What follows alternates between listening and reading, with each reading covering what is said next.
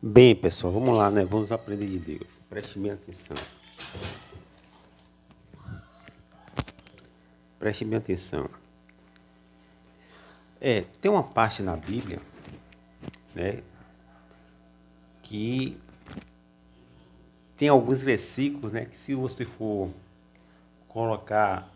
colocá-los assim de forma mais emparelhada, né, você vai perceber que parece que eles falam a mesma coisa, né? E eu vou citar aqui esses versículos. Tem uma parte na Bíblia. Atente bem para esses versículos. Tem uma parte na Bíblia, lá em João, que diz assim, ó, sem mim nada podeis fazer. Quem falou isso foi Jesus. Jesus deixou bem claro. Sem mim nada podeis fazer. Ou seja, ele é o Senhor, o dono, né, de todas as coisas do universo, sabe, do micro e do macro. Ele é dono de tudo no mundo espiritual. Então, sem ele, ninguém vai para lugar nenhum, sabe? Nem seus inimigos vão. Tá entendendo? Por outro lado, tem um versículo, né, que diz assim, ó, que todas as coisas concorrem, sabe, para o bem daqueles que amam a Deus. Tá entendendo? Para o bem daqueles que amam a Deus. Então, você pode observar que tem coisas que vai se encaixando, vai se desenhando, sabe, vai se montando ali. É um quebra-cabeça de Lego que vai se encaixando um no outro e ali vai formando sua história ou a história de alguém. E essa história, ela pode ter um fim bom ou pode ter um fim ruim, né? Uma espada de dois gumes, é o dualismo, é a dicotomia, né? É aquilo que é o maquianismo das coisas. Não tem muito o que fazer. Essa dualidade aí. E tem um versículo também, na mesma pegada desses versículos que diz assim, ó, o que eu faço agora não compreendeis, mas compreenderão depois. Ou seja, entenderão depois. Quem falou também isso aí foi Jesus. Quem falou sem nada podeis fazer foi Jesus. E quem falou esse último agora também foi Jesus. Isso, Paulo falou que todas as coisas concorrem para o bem daqueles que amam a Deus. Todas as coisas, né, concorrem, sabe? Se encaixam, se desenham para aqueles que amam a Deus. Tá entendendo? Foi assim na vida de vários homens de Deus, né? Os heróis da fé. Na vida de José, na vida de Moisés, na vida de Davi, na vida de Elisa, etc. Sabe? Também na vida de muita gente, né? Que hoje em dia é pugilista, né? Hoje em dia é cantor, hoje em dia é jogador, apresentador, chegou em algum lugar, sabe? Isso tudo aconteceu muito por conta de que Deus, né, usou circunstâncias, usou os inimigos e a perseguição para promover você que hoje é vitorioso, para promover você hoje que tem uma condição boa, para promover você hoje que conquistou o que você queria conquistar. Então, seus inimigos, de alguma forma, só te trazeram benefício, sabe? No momento foi amargo, né? Mas depois as coisas começou realmente a se desenhar conforme o fim que Deus queria para você. Porque assim, ó, no seu pensamento, você tem, sabe, as suas saídas, os seus meios, sabe? Mas isso aí não vai se encaixar, né, na equação de Deus. Ou seja, Deus tem uma equação muito melhor e mais perfeita do que a sua. Porque a equação do homem, né, de suas fugas, de suas saídas, né, de dar um jeito para poder sair do sofrimento, né, que existe na mente humana, é uma fuga meio que tosca, né? E provavelmente uma fuga é um meio, é uma saída que todos nós temos, que é a riqueza. O cara pode pensar, pô, se eu acertar hoje na Mega Sena, é uma epifânia aí, um estalo, eu mudo de vida, realmente muda de vida. Mas sua história fica extremamente rasa, sabe? Sua história, ela vai sair de um ponto para o outro e muitas vezes você vai naufragar, né? Como muita gente que ganhou na Mega Sena, naufragou e ficou com um testemunho amargo, né? Teve um cara que ganhou na Mega Sena, o cara gastou com um bocado de mulher, depois virou mendigo. Teve outro que gastou com um bocado de mulher e depois voltou para casa da mãe. Pessoas que ganharam na Mega Sena, né? Teve sim uma chance de vida e por não saber administrar aquela quantidade de dinheiro, eles acabaram aí destruindo a sua própria vida, né? E nessa condição aí, ninguém ajuda, mano. O cara perdeu tudo, os pessoal já abandona ele. Tá entendendo?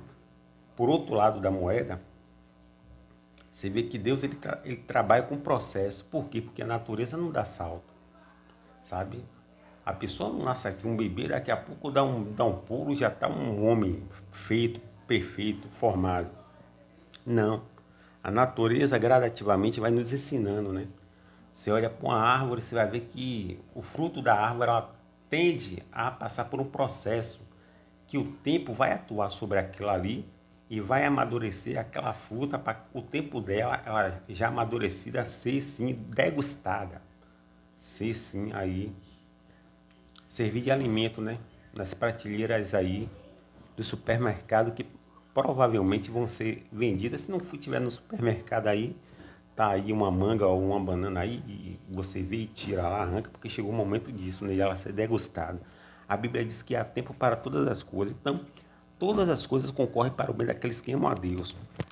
Tá entendendo? Então, o que José, Moisés e Davi têm em comum? Todos eles alcançaram a promessa, mas para isso teve que superar e teve que suportar rajadas de vento extremamente intensas sobre a vida deles. Estão entendendo? Deus disse a Moisés, volte ao Egito. Imagine bem, Moisés sai do Egito descarregado e Deus está mandando voltar. Mas Deus não falou isso só para Moisés, não. Deus também disse para Elias, quando estava lá, né, naquela depressão, dentro aí da fenda da caverna, onde Deus disse assim, olha, volte, sabe? E ali ele teve que voltar, tá entendendo? Ou seja, devemos encarar todos os nossos fantasmas, nossos medos, sabe? Nossos medos, nossos faraós, nossos Jezabel, toda nossos temores aí, de frente, né? Face a face, em uma espécie de acariação. Foi isso que Deus fez com Moisés, foi isso que Deus fez com Elias.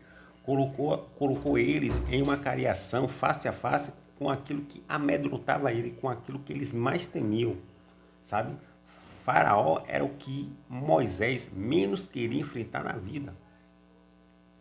Gideão, sabe, por outro lado, o que ele queria menos enfrentar eram os medianitas. Davi, o que ele queria menos enfrentar, ele queria enfrentar tudo, sabe? Entrar em rota de coalizão com tudo, menos com Saul. E Elias queria enfrentar qualquer espécie de profeta, menos Jezabel. Até porque ele foi ameaçado por Jezabel, né? Sabemos da história. Então assim, pessoal, preste bem atenção. E muitas vezes Deus manda você voltar pelo mesmo caminho que você fugiu. Volte, sabe, que eu vou sim ser com você e vou destronar, vou destruir, vou abater esses impérios, sabe? Essas pessoas, esses poderes, sabe? Porque eu sou contigo. A minha presença é o suficiente para poder destruir, destronar qualquer espécie de poder contrário contra a sua vida. Aí foi que Moisés voltou, com muita reluta, Moisés voltou, né? Elias voltou, sabe? Davi conseguiu aí os seus êxitos e Gideão, com muito medo, conseguiu aí, né, alcançar testemunho muito por conta de que Deus se fez presente na vida dele através de sinais. Porque tem homem que se não, Deus não enviar sinal, o cara não vai, porque o cara é medroso. O caso de Gideão, o caso do próprio Moisés. Deus teve uma guerra, uma luta com Moisés, para Moisés voltar, meu irmão, para o Egito. Porque o Egito era o poder mais áspero do planeta Terra naquele momento, era o xerife do mundo, sabe? E voltar para o Egito era sinônimo de sentença de morte para Moisés. Até porque ele tinha infligido ali, quebrado leis e matado um egípcio por conta de um hebreu. Então, Moisés queria tudo na vida, mesmo voltar para o Egito, meu irmão. Mas Deus mandou voltar pelo mesmo caminho que ele fugiu, ele tinha que voltar. Esse é o nosso Deus, sabe? Nada, nada, nem ninguém vai impedir sua vitória, suas conquistas, sabe? Que você há de conquistar. Nenhum faraó, nenhum poder, nenhum império, nenhuma Jezabel, nenhum Sanaqueribe e nenhum Saul, meu irmão. Porque todos esses personagens que eu acabei de citar aqui foram-se poderes que tentaram aí, sabe? Transtornar, travar a vida aí dos servos de Deus e impedir de eles alcançarem a promessa, sabe? Porque assim, Moisés alcançou a promessa muito por conta de que Deus ele foi destravando, sabe? Foi desconstruindo toda essa malha aí de embaralhamento contra a vida de Moisés. Assim foi na vida de Gideão, assim foi na vida de Davi, assim foi na vida, meu irmão, de Elias. Deus ele foi desconstruindo esse congestionamento aí, sabe, implacado pelos inimigos que eram extremamente poderosos. Porque Jezabel era uma monarca, era uma rainha. Faraó era o xerife do mundo, sabe? Enfrentar essas pessoas era sinônimo de morte. Tá entendendo? Por outro lado, Deus enviou anjos ou anjo extremamente poderoso para proteger os seus escolhidos. E o nome desse anjo que Deus envia, o nome desse guardião que Deus envia, chama-se Metatron, né? Metatron. E esse anjo Metatron é o anjo mais poderoso que tem. Muitas vezes Faraó é gigante na terra, mas o anjo de proteção dele é pequeno. Jezabel era grande na terra, mas o anjo de proteção dela é pequeno. Tá entendendo? Muitas vezes Sanaqueribe era um homem que inspirava ameaça, sabe? Mas era um homem que tinha um anjo de proteção pequeno. Já Moisés, Elias, Davi, Jeremias, Gideão, José, esses homens ele tinham uma proteção de um guardião mais poderoso da classe dos anjos, chamado de Metatron, que era um anjo mais poderoso dessa classe, sabe? Por isso que os outros anjos se curvavam diante dele. Por isso que o mundo espiritual se curvava diante do sabe? Se curvava aí diante do anjo, né? Dos eleitos de Deus, dos escolhidos de Deus, que era quem? Que era Moisés, José, Elias, Gideão, sabe?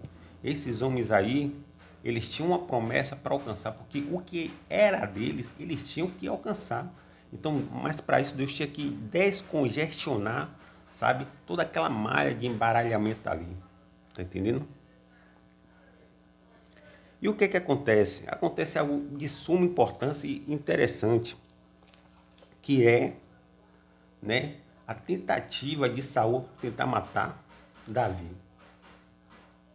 que é a tentativa de Faraó tentar matar Moisés, que é a tentativa, né, dos medianitas matar Gideão, que é a tentativa de Jezabel matar Elias. Mas por que tanto José, né, Moisés, Elias, Gideão, eles não morreram? O que eles têm em comum? Eles têm em comum que esse anjo chamado de Metatron é um anjo mais poderoso e guardião e que guardou aí as vidas, a alma deles, coisa que os inimigos não tinham. Então, quando os inimigos avançavam, potencialmente esses Metatron, esses anjos, ele fazia com que um grande empecilho, um grande embaraço, sabe, aí fosse, na verdade, de alguma forma, de alguma maneira, embaralhando, sabe, incomodando, sabe, assim, fosse, na verdade, fazendo com que os inimigos, né, eles se atrapalhassem, se tropeçassem diante dos seus oponentes, que eram José, que era Moisés, que era Gideão, sabe? E que era Elias. Nem Faraó conseguiu matar Moisés, nem, né, as circunstâncias mataram José, nem Jezabel conseguiu matar Elias. Tampouco, tampouco, os medianitas não conseguiram matar aí Gideão. E nem Saul conseguiu matar Davi. Porque eles eram bons? Porque eles eram melhores? Não. Porque esse Metatron, esse anjo poderoso, ele, na verdade, protegeu, guardou aí os escolhidos, os eleitos de Deus, que foram todos esses que eu acabei de citar. Moisés, Davi, Gideão, Elias, sabe? E tantos outros aí que Deus protegeu. Já do lado dos inimigos, eles tinham proteção, porém, os seus anjos, né, eles não eram páreo no mundo espiritual para o Metatron, que eram os anjos dos eleitos de Deus. É por isso que, ao se confrontar, sabe, esses anjos daqui do mal, eles perdiam para o anjo do bem, sabe? E toda vez que Saul tentava matar Davi, você vê que Deus congestionava os caminhos aí de Saul, né? Então Saul tinha uma dificuldade imensa em tentar matar Davi. Ele até que tentava, armava estratégia, armava meios, caluniava, sabe? Montava uma coisa aqui, montava uma coisa ali, né? Ele arquitetava, ele forjava, sabe? Mas ele não conseguia matar Davi. Por quê? Porque Deus congestionava mesmo o caminho dele com inúmeros problemas, né? Inúmeras dificuldades para que ele não chegasse até Davi. Então, Saul tinha um empecilho espiritual para que ele não chegasse a Davi, sabe? E com isso, Davi, por outro lado, né, sendo ameaçado, ele se apegava mais a Deus, né? Ele orava mais e produzia mais salmos, o que nos beneficiou, né? Beneficiou a humanidade. Veja que jogo de inteligência de Deus, de sabedoria. A perseguição imposta de Saul a Davi, né? A perseguição imposta de Saul a Davi só fez Davi, né, produzir salmos. Tipo assim, quanto mais você esmaga a sua mão, né, uma laranja, você vai esmiuçando a laranja ali, você vai apertando, ela vai produzindo suco. E esse suco realmente é o mais importante. Foi isso que aconteceu na vida de todos esses homens de Deus. Quanto mais José era apertado, mais ele produzia. Quanto mais Moisés foi apertado por Faraó, mais testemunho ele alcançou. Quanto mais Jezabel perseguiu Elias, mais testemunho e experiência ele alcançou. Assim também foi com Davi, assim foi com Gideão. Quanto mais Saul perseguiu Davi, mais salmo ele produziu, sabe? E mais experiência ele teve com Deus. Então são nossos inimigos que nos promovem, sabe? Então nossos inimigos têm uma tem algo em comum, que é essa perseguição imposta por eles, que não vai nos atingir, diga-se de passagem, porque os nossos anjos de guarda é muito mais poderoso do que os dele, sabe? E toda vez que eles vêm para cá, sabe? A Bíblia diz que Deus ele calca, ele coloca empecilho, sabe? No andar dos nossos inimigos. Ou seja, é como o caminho dele ficasse congestionado de problema. Teve um momento que Saul estava com Davi nas mãos. Mas quando ele foi avançar para pegar Saul, aí chegou um mensageiro e disse bem assim, olha, Saul, eu acho melhor você escolher entre matar Davi ou então voltar. Porque o seu reino está sendo atacado e estão levando suas mulheres. O que foi que ele fez? No momento que ele ia pegar Davi, que foi o último momento que ele teve a chance de pegar Davi, né? Veio essa má notícia contra ele, teve que escolher, ou ele mata Davi, ou ele volta. Aí ele veio entender o seguinte, que Davi era um inimigo dele, mas porém ele tinha inimigos muito mais poderosos do que Davi. Até porque Davi não se considerava inimigo dele, mas ele achava que Davi era sim um inimigo em potencial contra ele, porque ele temia perder o trono, ele temia perder aí né? Ele temia perder aí a realeza, sabe? Então, chegou um momento na vida de Saul que ele teve que escolher, ou ele matava Davi, ou ele perderia o reino dele para outros inimigos, né, no caso. Aí ele teve que escolher votar. E Davi ficou livre. Mais uma vez Davi vai e glorifica a Deus. E o próprio Deus disse que foi Deus que livrou ele da mão de Saul. Tá entendendo? Então nós temos um anjo de guarda chamado de Metatron, que esse anjo é extremamente poderoso e ele consegue aí com muita facilidade fazer com que os outros anjos dos nossos inimigos se curvem diante dele e ele cria uma esfera de dificuldade para que nossos inimigos não cheguem até nós. É tipo assim também, pô, uma pessoa quer matar outra, mas, pô, assim, a pessoa quer matar, mas ela não consegue, sabe? Ela arma, ela arquiteta, ela forja, ela vai de um lugar, ela vai para o outro, sabe? Ela procura um jeito, procura outro, vai para macumba, vai para o espiritismo, joga aí farofa na esquina, né? Procura prato de inagé para meter lá, né? Nos canteiros de árvore, nos canteiros de porte, nas praças, nas praias, nas palafitas, enfim, a pessoa faz de tudo, busca ajuda de Beelzebub, de Satanás, de tudo, para matar aquela pessoa, mas ela não consegue. Por quê? Porque o mundo espiritual vai congestionando, sabe? Vai dificultando aí a andada dela, para que ela não chegue até essa pessoa. Foi o caso de Davi e Saul. Saul tinha nas mãos Davi, dentro de seu reino, meu irmão. Você sabe que é você ter dentro de seu reino o seu maior inimigo, o seu maior rival, e você não conseguir fechar as mãos, você ter ele em suas mãos, mas você não consegue fechar. Por quê? Porque Deus não permite. Deus guarda os seus. Como Deus guardou José, como Deus guardou Moisés, como Deus guardou Elias, como Deus guardou Gideão, como Deus guardou o próprio Davi de Saul. Tá entendendo? E no final eles venceram, todos esses homens venceram, sabe? E nos deixou um legado de suma importância. É dentro desse legado que você vai ver o agir de Deus, sabe? Então, quando Deus ele tem algo para você, nem esses inimigos conseguem impedir de sua bênção chegar até você. Você vê que no final, Gideão se tornou quase que um rei, né? No final, Davi se tornou rei. No final, Moisés ganhou muita honra, se tornou líder de 3 milhões de judeus. E no final, José se tornou o mais poderoso do Egito. E no final, Elias, né, viu Jezabel ser morta e ele viu aí todo o desfecho da vontade de Deus sobre a vida dele, mostrando que Deus está no controle de todas as coisas, inclusive dos nossos inimigos.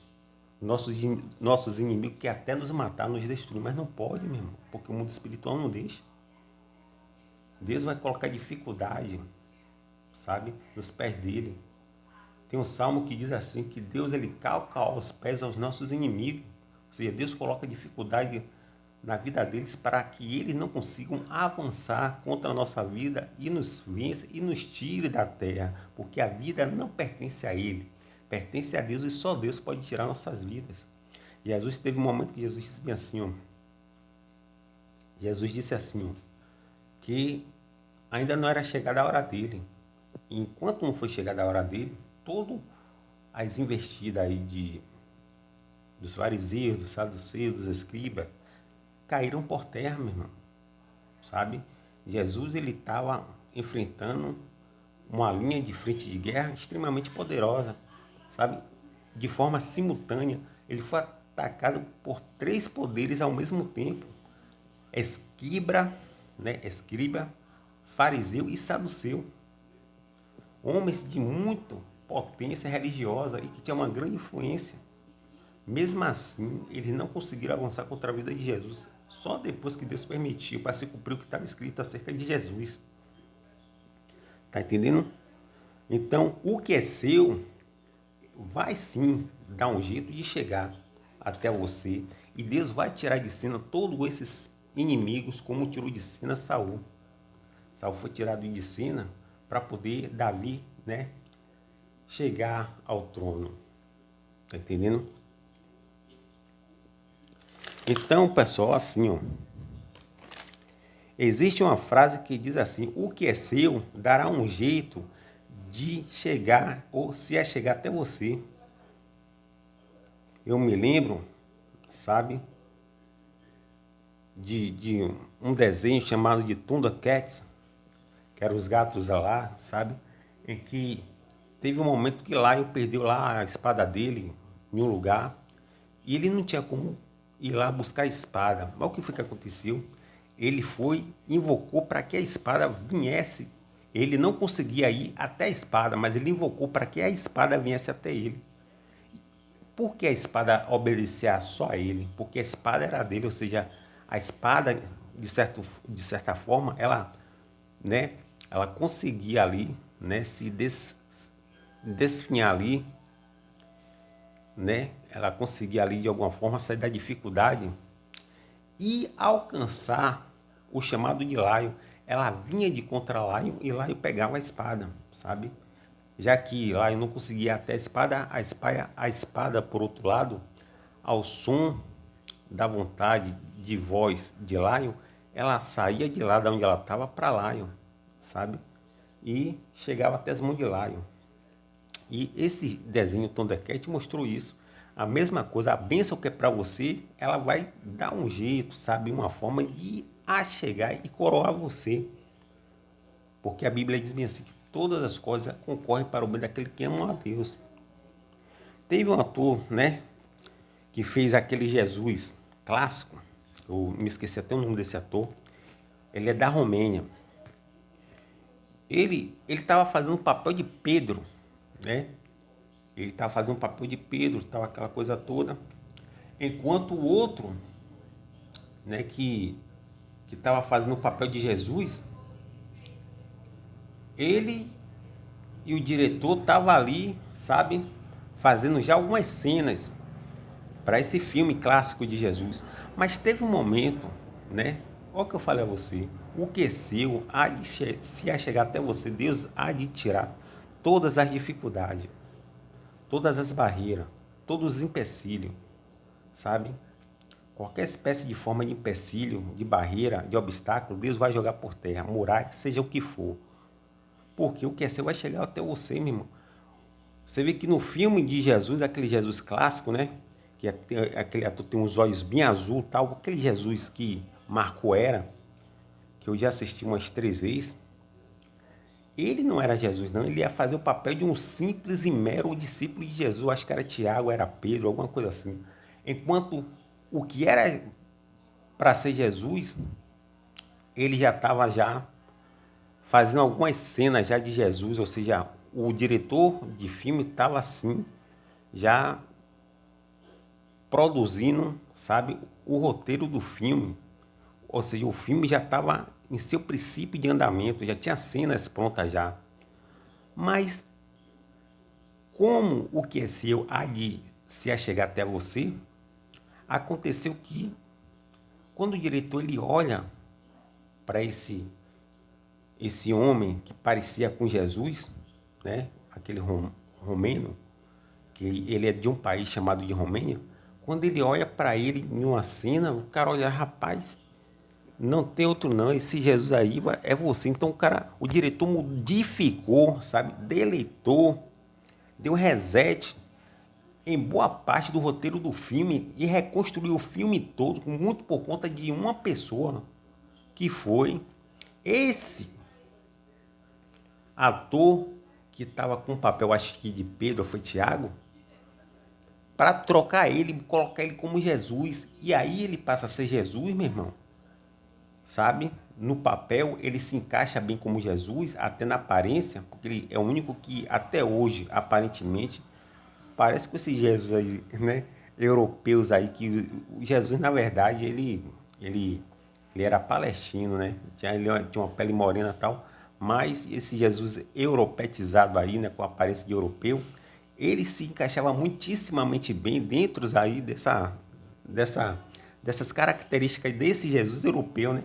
E quando esse diretor viu esse Jesus aí, ele viu Pedro, né? No caso ali, tinha dado a função desse Jesus como Pedro, você vai ser Pedro. Mas tem uma hora que o cara sai de lá com um manto, assim, o cara viu Jesus, ele falou, não, muda tudo, troca tudo, faz tudo, porque Jesus aqui é você, não é ninguém. Então, perdeu dinheiro, perdeu tempo, perdeu tudo, mas trocou. Porque o que é seu há de te encontrar, meu irmão. E aí foi, esse Jesus clássico foi feito e foi o Jesus mais icônico, sabe, dos filmes produzidos até hoje. Nenhum outro ator superou esse ator que fez Jesus ali na década de 70. Nenhum, meu irmão, nenhum. Eu me esqueci o nome desse ator, mas depois eu lembro ele. Ou seja, o papel que era para ser dele já estava esperando ele, sabe? E ali se encaixou. Outra coisa que aconteceu foi que teve o filme de Superman, né? Em que o diretor, quem criou Superman foi dois quadrinistas judeus, né? Baseado no personagem de Jesus na Bíblia. E saiu dos quadrinhos, saiu do gibi e ganhou forma, sabe, de desenho animado, e mais tarde ganhou forma de filme. E um desses filmes, né, que foi aquele Superman de 1978, 77, foi 80 e pouco, 82 ali, ele ia colocar ali alguns atores já consagrados, então ele descartou isso. O diretor desse filme de Superman descartou isso. Ele queria trabalhar com um personagem novo. O, Alguns jovens, o que foi que ele fez? Ele fez uma seleção de jovens. E aí esses jovens eles foram sendo separados em etapas, né? Eles foram sendo separados em etapas, foram peneirados e tal. E as coisas foi se afunilando. No final de tudo, teve uma hora que ele estava andando assim, ele viu alguns jovens assim, ele viu um cara muito alto, sabe, muito bonito, de boa aparência, e falou, não, esse aqui é o super-homem. Ah, mas não, esse aqui é o super-homem. Isso aí, o diretor dizendo, esse aqui é o super-homem, mas tem que passar pela seleção. Não, eu não quero mais seleção nenhuma. Elimine todos os outros candidatos. Esse aqui é o que eu quero, é o super-homem. É o chamado de Christopher Reeve, aquele que sofreu até o acidente, né? Ele caiu do cavalo, tá, ficou paraplégico, mas ele que era o super-homem, ou seja, o que era seu, de alguma forma, de alguma maneira, sabe? Ele se encaminhou para poder se encaixar dentro das armaduras do zodíaco dele, né? Ou seja, o que é dele, de alguma forma, de alguma maneira, veio até ele, sabe? E ele possuiu, ele conquistou. Como disse a frase, né? O que é seu dará um jeito, né, de chegar até você. Então, esse papel era para Christopher Reeve fazer. Assim como aquele papel de Jesus era para aquele romano fazer, naquele romênio fazer lá, e ele fez. E também teve outra questão aqui, irmão, sabe, que aconteceu também, né?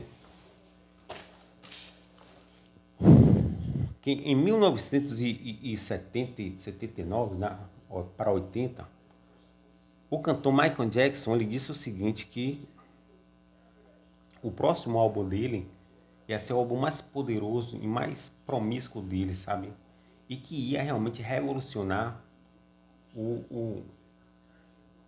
essa questão aí dos videoclipes, sabe? Porque ele realmente ia investir pesado e ia se tornar o cantor mais revolucionário da história. Ele lançou um álbum chamado de, né, o nome do álbum, se não me engano, era, me esqueci aqui agora, né? Ele lançou um álbum, só que esse álbum não vendeu muito. Quer dizer, vendeu muito, mas não esperado para ele, para Michael Jackson. Mas ele faz uma promessa a ele mesmo, dizendo que o próximo, sabe, ele ia explodir, ele ia expandir, ia se expandir, sabe? E aí ele vem com Thriller. Meu irmão, até hoje é o maior recordista, sabe, de disco do mundo, superando Elvis Presley e superando os próprios Beatles, né? Os Beatles é aquela banda, né, dos meninos ali de Liverpool, na Inglaterra, aquele país britânico da Inglaterra, né? aquela cidade de Liverpool. E Michael Jackson superou todos eles, sabe? Com o disco Thriller, conforme ele tinha falado. Ou seja, o que é seu há de se encontrar com você. Dará um jeito de se chegar até você. Igual a espada de Laio, Laio chamada Espadavinha, sabe? Realmente foi assim. Pois ao lançar o disco Thriller, se tornou o cantor mais poderoso da face da Terra.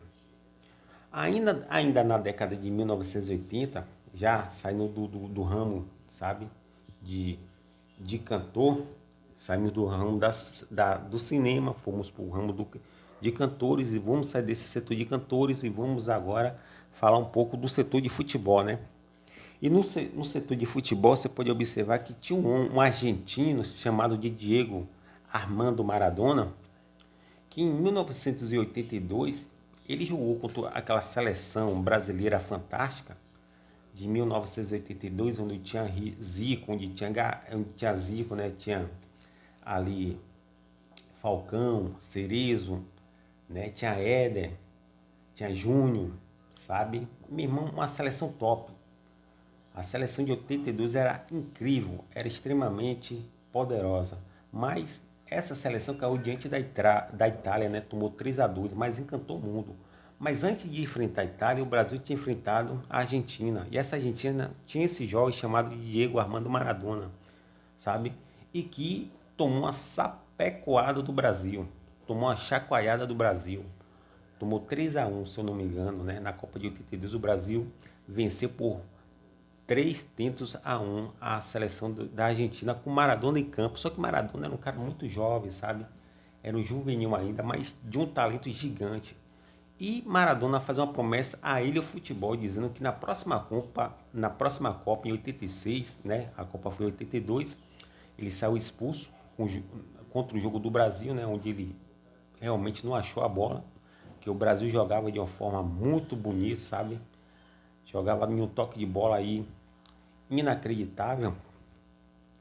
E ele sai expulso em 82 no confronto entre Brasil e Argentina, Argentina e Brasil.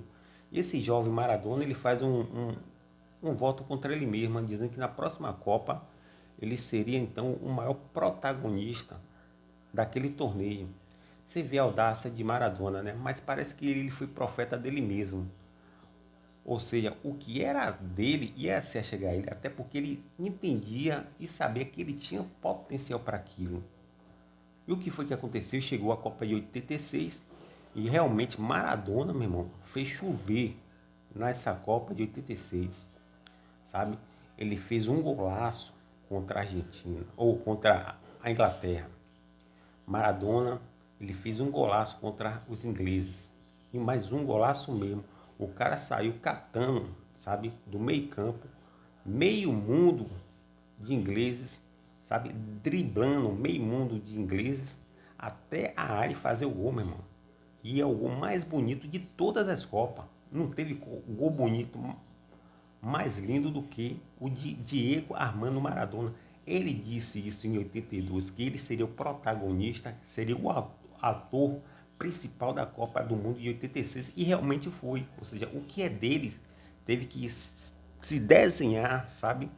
Houve um desenho, uma sincronicidade para que aquilo que Maradona falou acontecesse. Ele foi profeta dele mesmo. Ninguém profetizou isso na vida dele, mas ele sabia do potencial dele. Assim como o Michael Jackson sabia do potencial dele, sabe? Então eles foram protagonistas de suas histórias, meu irmão. Porque o que é seu há de te encontrar. Tem pessoas que ela está lutando para ser escritor, mas se for de ela ser escritor, ela vai ser um escritor. Tem pessoa que está lutando para ser aquilo. Se for de ela ser aquilo, vai ser aquilo. Porque o que é seu há de te encontrar. Tá entendendo? E Maradona se tornou o maior jogador do mundo em 1986, aonde a Argentina se sagrou campeã em cima da Alemanha. Tá entendendo? E em 1993, para a gente encerrar, né, onde o Brasil está passando uma turbulência muito grande aí nas eliminatórias da Copa do Mundo, tinha tomado 2-0 lá em La Paz, lá na capital da Bolívia. O Brasil, né, enfrentou a Bolívia E a Bolívia deu 2-0 no Brasil. O Brasil estava correndo um risco aí de não ir para a Copa, isso em 1993. E houve um apelo, sabe? Houve um apelo populacional da população brasileira para que Parreira convocasse Romário. Porque Romário, ele era o maior jogador do Brasil naquele momento na Europa. Ou seja, Romário estava brilhando na Espanha, no time do Barcelona. Era o maior atacante daquele tempo, naquele momento ali. Então, a imprensa, sabe, foi batendo a tecla, batendo no martelo, foi martelando, martelando, até que, quando Parreira se viu afunilado e viu que o ataque do Brasil não estava funcionando nem com Miller, nem com Bebeto, e resolveu realmente, aí, no último jogo, chamar Romário. Em 1993, e Romário vem e salva o Brasil daquela, né, daquela desistência de ir para a Copa do Mundo. Ou seja, o Brasil estava correndo o risco de não ir para a Copa do Mundo, de ser desclassificado pelo Uruguai. Aí vem Romário e faz aqueles 2 golaços, que na opinião dele foi aí a maior partida dele, né, pela seleção brasileira, e realmente foi. E Romário fez chover, meu irmão. O cara deu banho de cuia, sabe? Deu carretilha, sabe? O cara botou a bola entre as pernas dos uruguaios, o cara sai driblando 5, 6 de vez. O cara fez chover, mostrando que ele era o cara daquele momento, Romário. Em uma entrevista, Romário disse bem assim: eu vou trazer a Copa de 94. E aí, o Brasil vai ser agora mais um país para integrar, junto com o anfitrião da festa, que era os Estados Unidos. O Brasil agora ia fazer mais uma participação de Copa do Mundo, muito por conta de Romário, que venceu aquela partida lá contra o Uruguai. E quando o Brasil vai estrear contra a Rússia, Romário mete gol. Aí o Brasil vai contra Camarões, Romário mete gol. Contra a Suécia, Romário mete gol. E o Romário sai metendo gol contra a Holanda, contra isso, contra aquilo. E no final, o Romário vai e mete o gol de pênalti e traz a Copa do Mundo. Teta campeão mundial, Brasil. Muito por conta de que esses homens, né, Maradona, Michael Jackson, Romário, eles tinham uma essência dentro deles de alta certeza de que eles tinham potencial para conquistar coisas grandes, porque o que é seu há de dar um jeito de se chegar até você mesmo. Sabe? Você vê que José, no Egito, ele ficou ali realmente, sabe? Ele ficou muito tempo ali sofrendo e vendo a promessa de Deus se distanciando cada vez mais da vida dele. Sabe? Mas a promessa que Deus fez a José ia se cumprir, porque quem fez a promessa é fiel para cumprir.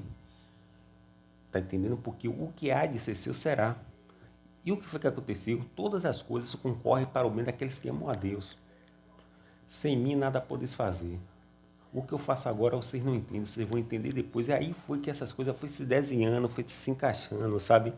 Como em um jogo de Lego, sabe? Foi se desenhando aí para que José chegasse até Faraó, interpretasse o sonho e se tornasse o segundo homem mais poderoso do Império Egito, mostrando que Deus está no controle de todas as coisas. Então Deus age a favor de todos nós, meu irmão, sabe? Deus age a favor de todos nós. Só basta você ter fé e acreditar, sabe? O que é seu há de fazer um jeito de se chegar até você, sabe? Não importa o empecilho, não importa as muralhas, não importa o faraó, não importa aí o Saul, não importa a Jezabel, não importa, sabe? O congestionamento aí, sabe? De dificuldade, desse emaranhado aí de dificuldade, não importa aí se as pessoas arriou macumba nas matas virgens, nas esquinas, sabe? Nos, nos, nos canteiros de árvore, nos canteiros de porte, nas matas virgens, nas praças, nas praias, nos rios, nos leitos, nas margens, nos lagos. Não importa se arriaram macumba aí, a torta direita, não importa a inveja, não importa os seus inimigos se darem a mão um ao outro, né? Que eles dão a mão, eles se unem para tentar impedir sua bênção. Não importa, você vai conquistar, você vai vencer, você vai chegar no trono, porque Deus quer assim. E aí José sentou no trono, meu irmão.